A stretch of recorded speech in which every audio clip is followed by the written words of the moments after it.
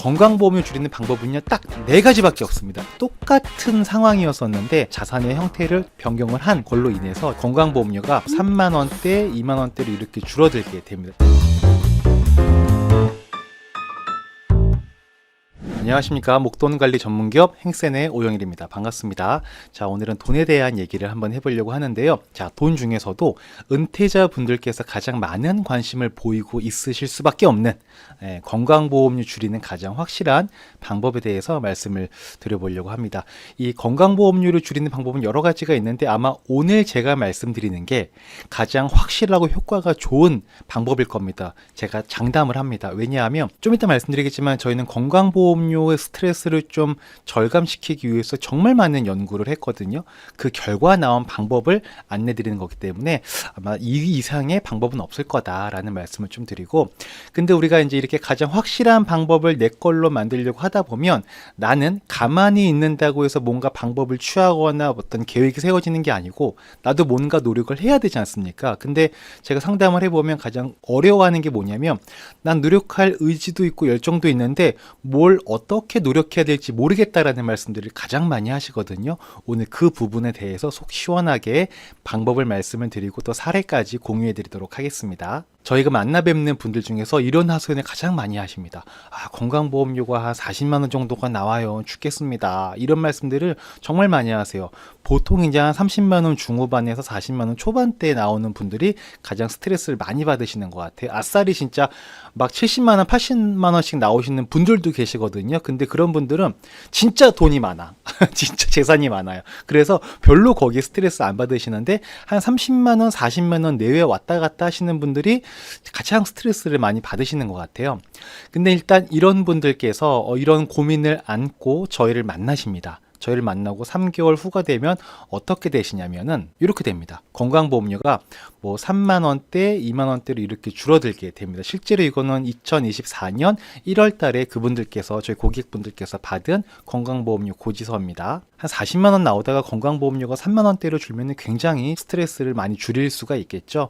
그러면 한 40만원 정도 나오던 분이 3만원가량 나오게 된 때에는 뭔가를 한 게 있겠죠. 뭔가 노력을 하신 게 있을 겁니다. 그 방법을 소개를 해드리려고 하는 거고요. 참 이게 듣고 나시면 여러분 되게 어이없을 정도로 야 이렇게 쉬운 거였어? 라고 하실 수도 있습니다. 정말 세상에는 알면 너무나 쉬운데 모를 땐 상상도 할 수 없는 그런 일들이 많이 있지 않습니까? 이 건강보험료 줄이는 것도 마찬가지 개념이다 라고 보시면 됩니다. 저희 행센은 목돈관리 전문기업인데 저희가 건강보험료에 관심을 굉장히 많이 갖고 있거든요. 예전부터도 제가 영상을 굉장히 많이 올렸었는데 그 이유는 뭐냐면 이 건강보험료라는 게 여러분 아시다시피 재산과 소득이 많으면 건보료가 올라가는, 건보료 부담을 많이 하게 되는 구조로 되어 있잖아요.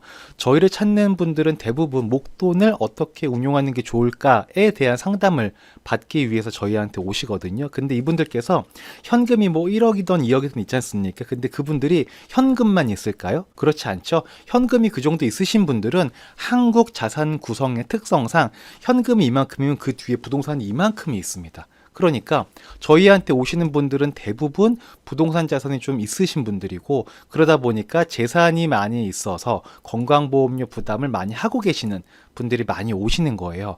그러니까 저희가 목돈 관리 상담할 때마다 다 좋은데 근데 이렇게 하면 건보료 많이 나오는 거 아니에요? 안 그래도 지금도 스트레스 받아서 너무 힘든데? 라는 말씀들을 하시는 거죠. 그리고 두 번째는 저희가 하는 일 중에 가장 잘하는 게 지폐 채권으로 고객분들께 이자 소득을 만들어 드리는 거. 이걸 저희가 중점적으로 하고 있지 않습니까? 근데 이게 좋은 일인지 나쁜 일인지 모르겠지만 지폐 채권 투자하셔가지고 매월 이자를 많이 받으시고 연 이자 소득이 많아지다 보니까 소득이 올라가서 뭐가 올라가게 되는 거예요? 건강보험료가 같이 올라가는 겁니다. 한편으로는 벌었으니까 건보료 내는 건 당연하지 라고 생각을 할 수도 있는데 근데 그래도 스트레스는 스트레스이긴 하는 거예요. 모든 사람이 버는 건 벌지만 조금 낼 건 적게 내고 싶은 게 모두의 마음입니다. 세금도 그런 거지 않겠습니까? 건보료도 거의 준조세에 가깝기 때문에 버는 거는 버는 대로 벌고 내야 되는 것들은 조금 줄일 수 있으면 좋겠다라는 생각을 하는 건 당연한 겁니다. 이게 어떤 욕심쟁이라서 그러거나 뭐 이상한 사람이라서 그런 게 아닙니다. 그러니까 이러저런 이유로 저희는 항상 상담을 할 때마다 이 건강보험 고충을 듣게 되는 거예요. 한편으로는 이 건강보험료를 줄이는 게 저희의 미션이 아니었죠. 원래는 저희는 목돈을 잘 운용할 수 있게끔 상담을 해드리는 것, 그리고 GPL 채권 투자를 통해서 이자 소득을 안정적으로 잘 만들어 드리는 것, 이게 저희의 주된 미션이에요. 근데 어느 순간 야, 이 건강보험 이것도 우리가 해결할 미션이겠다라고 생각을 하게 됐던 거죠. 저는 이제 사업하는 사람인데 사업이라는 게 그런 거지 않습니까? 누군가가 원하거나 필요로 하는 서비스를 제공을 하고 그에 대한 대가로 정당하게 돈을 번다. 이게 사업인 거잖아요.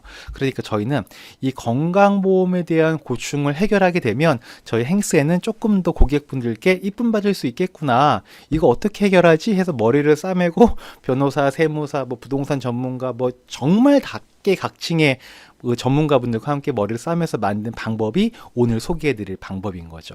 일단 건강보험을 줄이는 방법은요, 딱 4가지밖에 없습니다. 이 이상은 방법이 아예 없으니까 이 4가지 말고는 찾아볼 필요도 없습니다. 직장가입자, 피부양자, 법인 설립해서 직장가입자, 임의계속가입자 이렇게 있는데, 일단 오늘 주제에서 직장가입자랑 임의계속가입자는 해결책이 아닙니다. 왜냐하면 은퇴하기 전에는 다 대부분 직장가입자이셨을 거라고요. 근데 은퇴를 했으니까 직장가입자가 안 되시는 거잖아요. 그래서 우리가 건보료 스트레스를 받는 거거든요. 그래서 은퇴해서 직장가입자가 안 돼서 스트레스를 받는데 직장가입자가 다시 된다? 이게 쉬운 일이 아니죠. 그리고 임의계속가입자는 이거는 퇴직한 이후에 3년 동안은 직장가입자 신분을 유지하게 해주는 제도거든요. 결국은 얘는 3년 동안만 혜택을 받을 수 있는 거라서 짧게는 효과가 있을지 모르겠지만 근본적인 해결책은 아니다. 다만 현재의 고민을 3년 뒤로 미루는 것 뿐이다. 그러니까 이거는 실질적인 해결책이 아닌 거죠. 그러면 남는 건 이제 피부양자랑 법인 설립해서 직장가입자가 되는 건데, 피부양자도 사실은 답이 아닙니다. 왜냐하면 피부양자가 되시려면은 재산과 소득을 좀 줄이셔야 돼요. 그래야 보험료를 안 내는 피부양자가 되는 거지 않습니까? 근데 우리가 건보료 조금 몇십만 원 줄이겠다고 재산도 줄이고 소득도 줄이려는 사람은 없겠죠. 당연한 겁니다. 그러니까 이것도 어찌 보면 답이 아니에요. 그러니까 여러분들이 한번 차분히 고민해 보시면 답은 여기밖에 없습니다. 법인 설립해서 직장가입자가 되는 방법밖에 없는 거예요. 이거 말고는 그 어떤 방법을 갖다 놔도 그냥 미봉책인 것이지, 그냥 몰피는 맞는 거지 수술해가지고 뭔가 이렇게 다시 완벽하게 나아지는 상황이 되는 건 아니라는 거죠. 아마 제가 법인 설립이라는 말씀을 딱 드리자마자 뭔가 벌써부터 어렵고 막 골 아프고 막 이런 생각을 하시게 되는 분들이 아마 많이 있으실 겁니다. 이해합니다. 저도 개인 사업자를 냈다가 법인을 냈다가 하면서 처음에 그런 거 할 때 생각해 보면 되게 낯설고 두려웠었거든요. 이거 함부로 하면 안 되는 거 아닌가? 막 이런 생각 들었었는데, 근데 조금만 생각을 달리 해보면 이런 법인 설립이라는 것도 다 나라에서 정해놓은 룰이 있어요. 그 룰을 알고 룰대로만 진행하면 사실은 전혀 어려운 게 없고, 그 룰이라는 건 다 법에 명시가 돼 있습니다. 우리가 그대로만 따라가면 되는 거기 때문에 안 해보면 너무나 어렵고 막연하지만 막상 해보면 뭐야, 이렇게 간단한 거였어? 대부분 법무사가 다 해주거든요. 네. 나중에 기회가 되면 말씀드리고, 아무튼 대부분 우리 인생을 살다 보면 이런 고민에 봉착하게 돼요. 어떤 변화를 맞이해야 되는 시기가 됐을 때는 변화를 맞이하는 게 불편하거나 약간 두려워서 그냥 지금을 유지하면서 살아가는 모습 그대로를 유지한다가 있고, 반대로는 방법을 달리해서 새로운 환경을 만들고 조금 더 나은 나의 삶을 살아간다. 이런 게 있지 않습니까? 이 법인 설립하는 것도 저는 마찬가지라고 생각을 합니다. 저희를 만나시는 분들이 이런 말씀들이 되게 많이 하세요. 건보료를 줄이기 위해서 노력을 하고 싶다. 근데 어떤 노력을 어떻게 해야 되지? 라는 것조차 모르시다 보니까 노력을 못 하시는 그런 아이러니한 경우들이 있는 거거든요. 그래서 오늘 이 방법, 아까 제가 서두에 간단하게는 말씀드렸지만 지금부터 좀 디테일하게 어떻게 노력을 하실 수 있는 거고, 이걸 통해서 어떤 결과를 낳을 수 있는지 말씀드려보겠습니다. 자, 지금부터 노트 꺼내셔가지고 딱 메모하시면서 들으시면 됩니다. 진짜 제가 지금부터 말씀드리는 거는 한 200만 원에서 한 500만 원 받고 컨설팅 해드릴 수 있는 그런 내용의 지식이기 때문에 꼭 이제 노트 꺼내서 메모하시면서 들으시기 바랍니다. 자, 건보료를 줄이는 방법은 4가지가 있다고 제가 말씀드렸는데, 이것도 답이 아니고 이것도 답이 아니고 이것도 답이 아니라고 말씀드렸고, 결국은 우리는 이걸 해야 됩니다. 법인을 설립해서 직장가입자가 되는 거예요. 자, 직장 가입자가 되는 방법은 두 가지가 있지 않겠습니까? 남이 만들어 놓은 회사에 내가 이력서 내고 자기소개서 보내고 면접 봐서 이제 취업을 하는, 이렇게 남이 만든 회사에 취직하는 게 있고요. 반대로는 내가 법인 회사를 만들고요. 내가 만든 법인 회사에 내가 취직을 하는 겁니다. 얼마든지 가능한 일이지 않습니까? 실제로 이렇게들 많이 하고 계시고, 내가 만든 회사에 취직하는 걸 네 글자로 우리는 셀프 고용이라고 얘기를 합니다. 정말 생각이 바뀌면 의외로 쉽게 해결되는 것들이 많이 있다라고 아까 말씀드렸지 않습니까? 이 부분도 마찬가지인 것 같습니다. 근데 여기까지 말씀드리고 나면 대부분 이런 질문과 말씀들을 많이 하시더라고요. 좋아, 법인 회사를 만든다 치자. 어차피 법인 회사 만드는 건 법무사한테 수수료 주면 절차도 설명해주고 알아서 다 서류 처리해주니까 법인 회사를 만드는 것까지는 어려운 게 아닌 거죠. 근데 항상 우리도 애를 낳는 건 쉽지만 애를 키우는 게 힘든 거잖아요. 법인도 만드는 건 쉬워. 근데 법인을 운영하는 게 힘든 거죠. 법인을 운영해서 돈을 벌어야, 그래야 급여도 책정하고 4대 보험도 적용해서 직장가입자가 될 거 아니냐. 나는 법인 회사를 설립해도 돈 벌 수 있는 게 없다. 내가 뭐 할지 아는 게 있다고, 난 직장 생활밖에 안 해봤었는데 내가 무슨 법인을 설립해서 돈을 버냐. 나랑은 상관이 없다. 라는 생각들이 굉장히 많이 하십니다. 그래서 열의 9은 여기에서 대부분 뭐 한다? 포기한다. 근데 어떤 분들은 포기하지 않고 계속해서 공부하고 알아보시면서 진행하시는 분들이 있는데, 근데 여기에서 포기하지 않고 앞으로 나아가는 게 어려운 거냐? 전혀 어렵지 않다는 겁니다. 생각을 조금만 바꾸시면 돼요. 법인이나 개인이나 돈을 버는 방법은 두 가지가 있습니다. 첫 번째는 사람이 일을 해서 돈을 버는 근로소득이 있고요. 두 번째는 내 돈이 일을 해서 돈을 버는 자본소득이 있지 않겠습니까? 그러면 우리가 개인에게도 직업이 있고요. 법인에게도 직업이 있습니다. 법인에게 직업은 보통 뭐 업종, 업태라고 얘기를 하죠. 건물 짓고 도로 깔고 이렇게 건설해서 돈 버는 거를 우리는 건설업이라고 하고요. 서비스를 제공을 하고 뭐 네일아트라든지 뭐 등등등 이런 서비스를 제공하고 돈을 버는 걸 서비스업이라고 하게 되고요. 광고를 대신해주고 돈을 버는 걸 광고업이라고 하고요. 돈으로 돈을 버는 걸 우리 뭐라고 하냐면 바로 대부업입니다. 돈을 빌려주고 돈을 버는 게 대부업이지 않습니까? 우리가 포인트를 맞출 건 바로 이 부분입니다. 근데 꼭 많은 분들이 또 여기서 질문하시는 게 꼭 대부업으로 해야 하나요? 아니에요. 그렇지 않습니다. 건설업을 하셔도 되고요. 서비스업을 하셔도 되고 요식업을 하셔도 되고 뭘 해도 상관없습니다. 다만 그런 걸 할 줄 아시는 분들은 건보료 때문에 스트레스 이미 안 받고 계실 거예요. 그런 걸 통해서 법인을 운영을 하고 매출을 만들고 직장가입자가 되는 걸 못 하시는 경우, 그런 상황이시다 보니까 건보료 때문에 고민을 하시는 거거든요. 그러면 그분들께서는 법인을 설립을 했을 때 돈 벌 수 있는 수단이 필요하지 않습니까? 그 수단 중에 가장 편하게 할 수 있으신 게 대부업이다라는 말씀 드리는 겁니다. 자, 이쯤 되면 또 이제 댓글로 뭐 대부업 그거 막 또 이상한 거 막 이런 말씀 하실 분들은 요즘에는 점점 없어지고 있는 것 같긴 하는데 이상한 거 아닙니다. 불법 대부업자가 나쁜 사람들인 거지 대부업자가 나쁜 사람은 아닙니다. 저도 대부업자고 제 친구 중에도 대부업자 되게 많이 있고 제 거래처는 다 대부업자인데 다 아이 낳고 잘 키우고 초등학교 보내고 학원 보내고 애 진로 때문에 스트레스 받고 똑같은 사람들입니다. 자, 대부법인을 설립하면 어떻게 되는 거냐면 내가 대부법인을 설립을 합니다. 그러면 우리는 목돈이 어느 정도 있잖아요. 그럼 그 목돈을 가지고 GPL 채권이라는 걸 투자하게 됩니다. GPL 채권은 제가 좀 이따 뒤에서 말씀드리겠습니다. 내 개인 명의로 투자하는 게 아니고요. 법인을 설립해서 법인 명의로 GPL 채권 투자를 하게 됩니다. 그러면 그 GPL 채권 투자를 통해서 법인에게는 이자 매출이 발생을 하게 되고요. 아직까지는 개인은 나는 돈 번 게 없습니다. 법인이 돈을 버는 거지 나는 돈 번 게 아직 없어요. 그러면 우리는 대부법인에서 나한테 뭘 받을 수 있어요? 급여를 받을 수 있게 되는 거죠. 급여를 받는 순간 뭐가 된다? 지역가입자에서 직장가입자가 되는 겁니다. 이것만 해도 어마어마한 변화가 생기실 겁니다. 왜냐?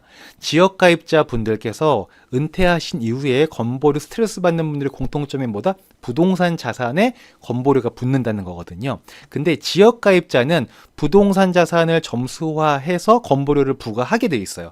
직장가입자는요. 직장가입자는 철저하게 급여에 대해서만 건보료가 부과되지 부동산을 갖고 있는 게 뭐 10억 원어치건 50억 원어치건 100억 원어치건 전혀 중요하지 않습니다. 내가 1000억 원어치의 부동산이 있다고 하더라도 전혀 건보료가 부과되지를 않습니다. 그래서 매력이 있는 겁니다. 그리고 법인을 운영을 하게 되면요, 제가 뒤에서 말씀드리겠지만 세무사에게 기장을 맡기잖아요. 그럼 기장료가 발생을 하게 되고요.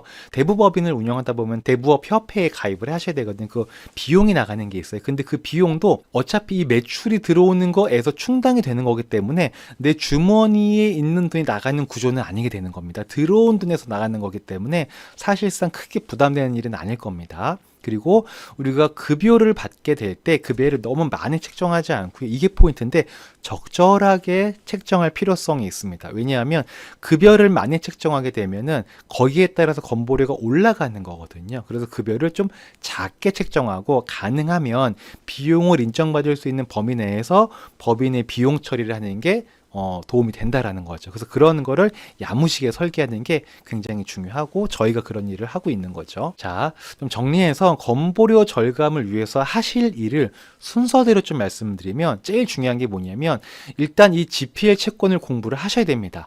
만약에 법인을 설립을 했을 때 대부법인이 아니어도 다른 걸로도 돈을 벌 수 있는 능력이 있으신 분들이다. 그러면 사실은 GPL 채권 이런 관심 가질 필요가 전혀 없을 수도 있습니다. 근데 그런 게 아니시라면 GPL 채권을 공부를 해야 됩니다. 왜냐? 법인의 매출을 만들어 드리는, 법인이 돈을 버는 방법이 바로 GPL 채권이기 때문에 그런 거고요. 그 다음에 이 GPL 채권을 공부하는 건 사실 이거 어떻게 공부하지? 이거는 쉽습니다. 일단 이 책이 있습니다. 이 책을 한 권 보시면 다 이해가 되실 겁니다. 제가 쓴 책인데요. 이게 지금은 절판됐어요. 그래서 인터넷 서점에도 없어가지고 이 책을 구하고자 하시는 분들은 저희 행센으로 연락을 주시면 저희가 PDF 파일로 해가지고 조금 저렴하게 판매하고 있으니까 이 책을 사서 보시는 걸 권유해 드리고요.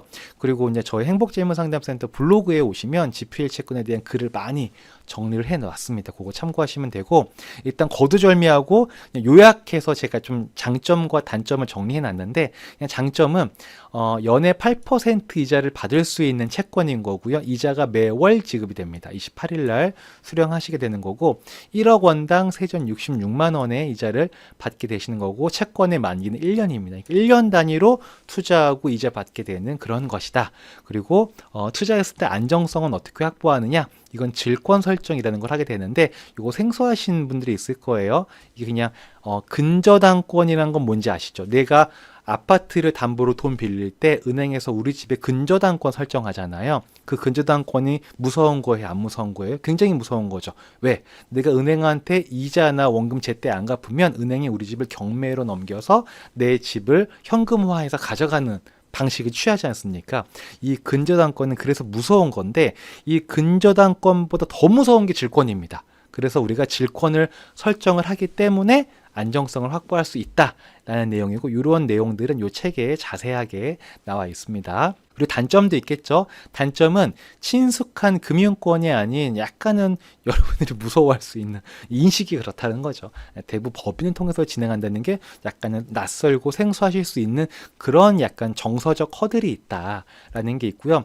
두 번째는 지식을 좀 습득을 하셔야 됩니다. 모르면 못하는 건 당연한 거죠. 기초 지식은 좀 공부할 필요성이 있고요. 질권이라든지 조금 이제 아파트를 담보로 하기 때문에 아파트에 대한 자산 가치 평가나 이런 거를 어느 정도는 KB 시세 정도는 볼 줄 아셔야 되는 그런 공부를 하셔야 됩니다. 그리고 우리가 일반적인 미국 채권이라든지 회사채 같은 경우에는 채권이긴 하지만 시세 차익이 있거든요. 근데 GPL 채권은 시세 차익은 없다라고 보시면 됩니다. 가장 먼저 할 게 GPL 채권을 공부하시는 건데 간단하게 말씀드리면 이런 내용이 들어가는 거고요.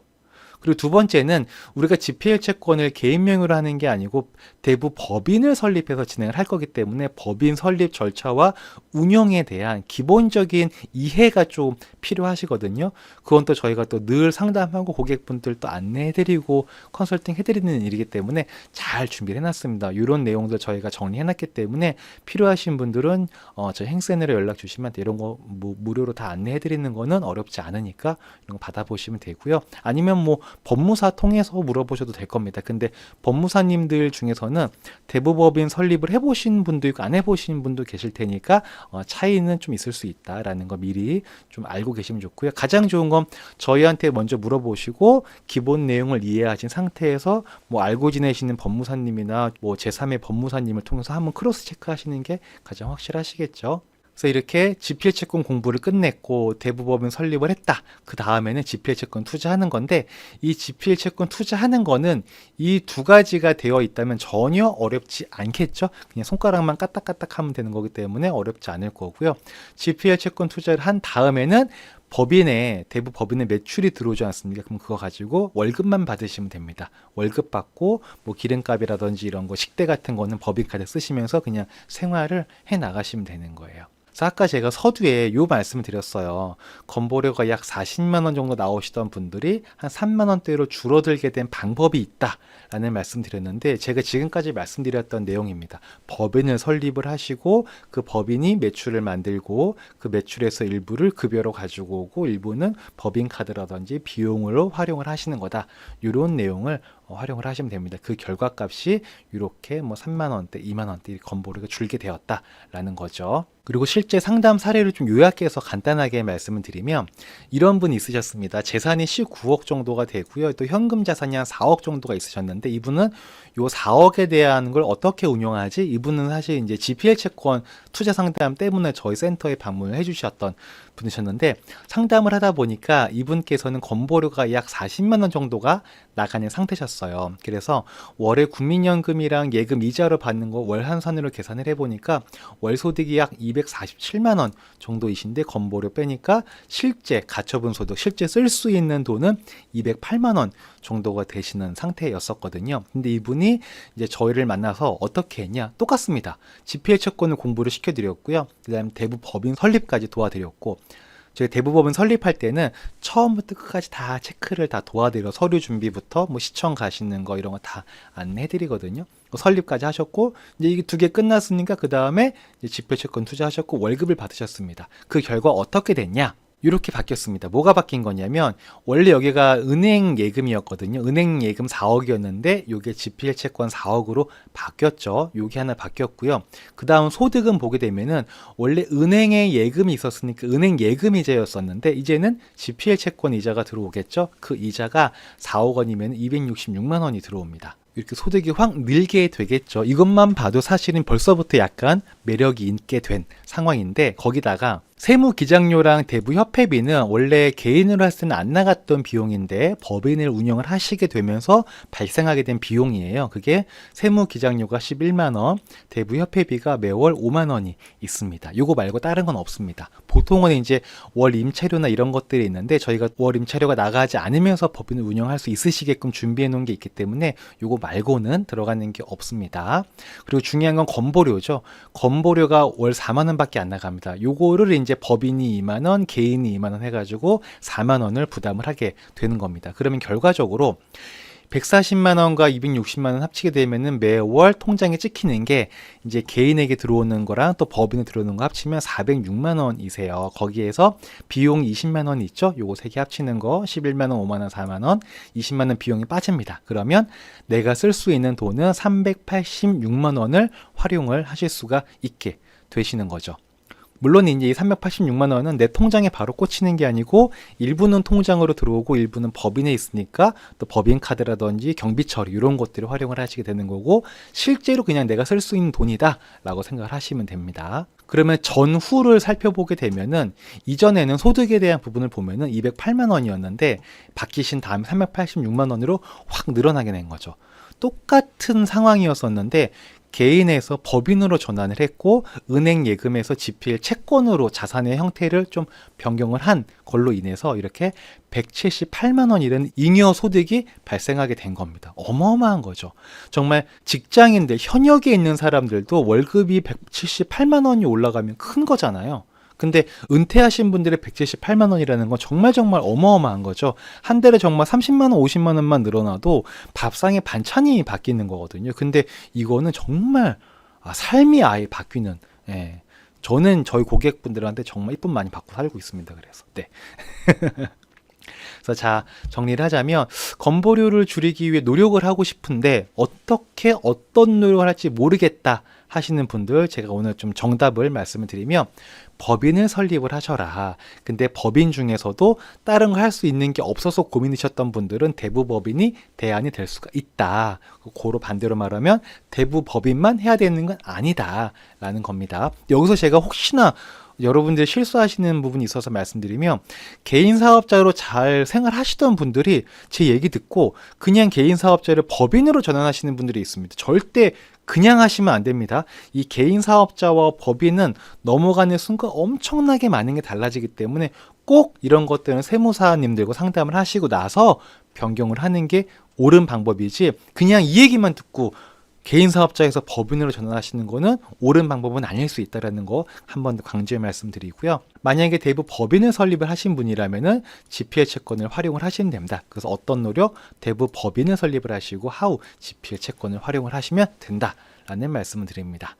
자, 그래서 오늘 제가 건강보험료를 정말 가장 확실하게 줄일 수 있는 방법에 대해서 말씀드렸는데, 아마 20-30분 정도 내외만 가지고 이제 빠진 부분들이 많이 있을 거예요. 제가 간단하게 말씀드렸는데, 예전에 제가 촬영해 놨던 영상들 보시면 좀 디테일하게 풀어놓은 영상들이 많이 있으니까 참고하시면 좀 도움이 되실 것 같고요. 그리고 좀 디테일하게 좀 자세하게 알아보고 싶다 하시는 분들 행센을 통해서 이제 상담료를 지불하시고 상담을 받으시면 저희가 A부터 Z까지 찾아주시는 분의 상황에 맞춰서 컨설팅을 도와드리고 있으니까 그런 식으로 저희를 활용을 하시면 될 것 같습니다.